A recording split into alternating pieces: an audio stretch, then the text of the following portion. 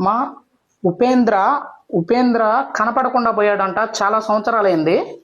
ఉపేంద్ర చనిపోయి ఉన్నాడమ్మా. చనిపోయాడా? ఉపేంద్ర బతికే ఉన్నాడమ్మా. బతికే ఉన్నాడా? పట్టుకో, బతికే ఉన్నాడు.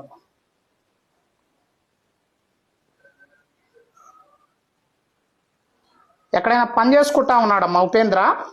పని చేసుకుంటున్నాడా? ఏదైనా గుళ్ళో ఉన్నాడమ్మా? గుళ్ళో